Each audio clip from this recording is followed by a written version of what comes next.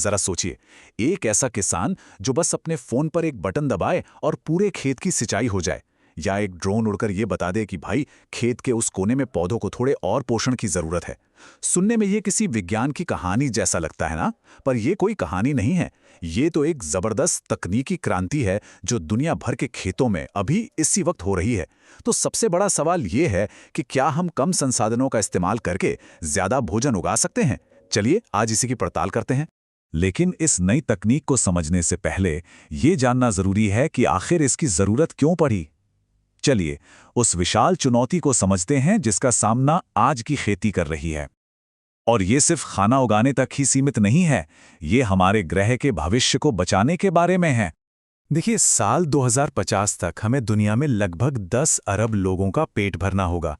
लेकिन जो हमारे संसाधन हैं, जैसे खेती के लिए ज़मीन या पीने का साफ पानी, वो तो नहीं बढ़ रहे, वो सीमित हैं। तो ये एक ऐसी पहेली बन जाती है जिसे पुराने तरीकों से सुलझाना अब मुमकिन नहीं है। और यहीं पर इनोवेशन यानी नवाचार की भूमिका शुरू होती है। दशकों से खेती का एक ही तरीका रहा है। पूरे खेत को एक जैसा समझो और उस पे एक बराबर मात्रा में पानी और खाद डाल दो। लेकिन सोचिए, क्या खेत का हर हिस्सा एक जैसा होता है? नहीं। तो इस तरीके से होता क्या है? पानी जैसे कीमती संसाधन बर्बाद होते हैं और हमारे पर्यावरण को भी नुकसान पहुंचता है। सच तो यह है कि अब हम इस तरह की बर्बादी का जोखिम बिल्कुल नहीं उठा सकते। तो अगर पुराना तरीका अब काम नहीं कर रहा, तो फिर नया रास्ता क्या है? खैर, इसका जवाब तकनीक में छिपा है। खेती करने का एक ज्यादा स्मार्ट, एक ज्यादा सटीक नजरिया। इसी को कहते हैं प्रिसिजन एग्रीकल्चर, या कह लीजिए सटीक खेती। इसको ऐसे समझिए कि आप एक विशाल मोटे रोलर से पेंट करने के बजाय एक बहुत ही महीन और सटीक पेंट ब्रश से काम कर रहे हैं।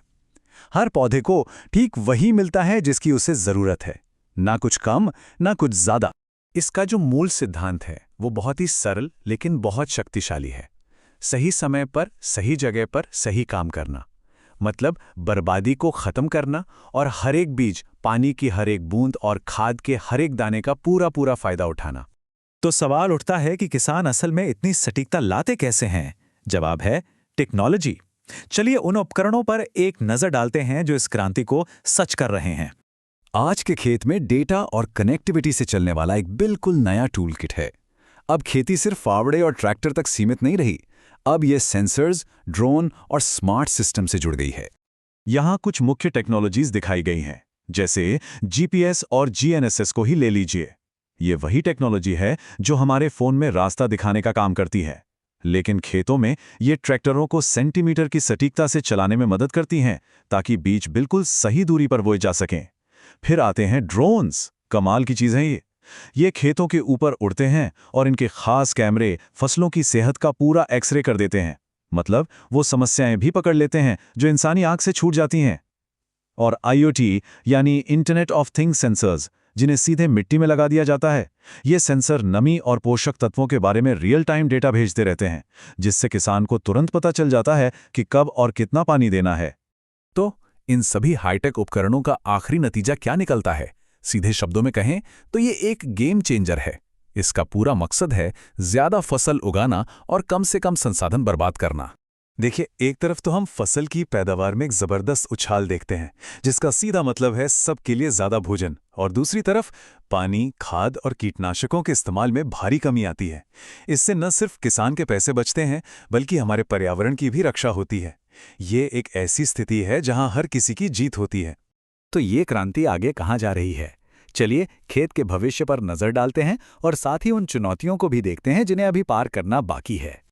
भविष्य तो और भी ज्यादा ऑटोमेटेड होने वाला है। एआई और रोबोटिक्स खेतों पर ज्यादा से ज्यादा फैसले खुद लेने लगेंगे। सोचिए, ऐसे रोबोट्स जो अपने आप खरपतवार निकालते हैं या फल तोड़ते हैं। हम नए बिजनेस मॉडल भी देख रहे हैं, जैसे इक्विपमेंट एज अ सर्विस। इसमें किसानों को लाखों का ट्रैक्टर खरीदने की जरूरत नहीं, बल्कि वे इसे जरूरत के हिसाब से किराए पर ले सकते हैं। और हाँ, ट्रेसेबिलिटी यानी पारदर्शिता बहुत अहम हो जाएगी।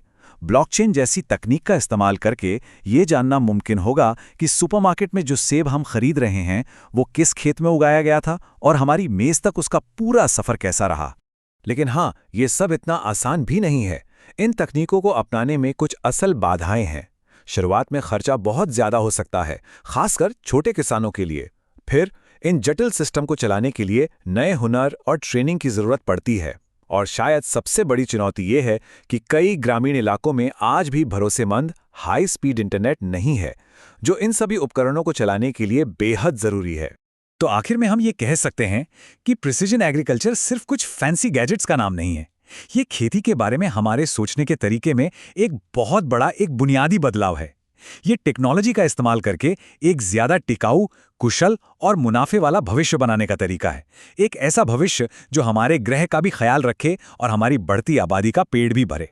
और ये पूरी बातचीत हमें एक बहुत ही दिलचस्प सवाल पर लाकर छोड़ देती है। जैसे जैसे खेत डेटा सेंटर बनते जा रहे हैं, भविष्य का किसान कैसा होगा? क्या वो एक टेक्नोलॉजिस्ट होगा जिसे कोड और एल्गोरिदम की समझ हो, या फिर एक डेटा साइंटिस्ट जो आंकड़ों का विश्लेषण करके जानकारी निकाले, या फिर वो हमेशा की तरह जमीन से ही जुड़ा रहेगा? भविष्य का किसान कैसा दिखेगा, ये कहानी अभी लिखी जा रही है।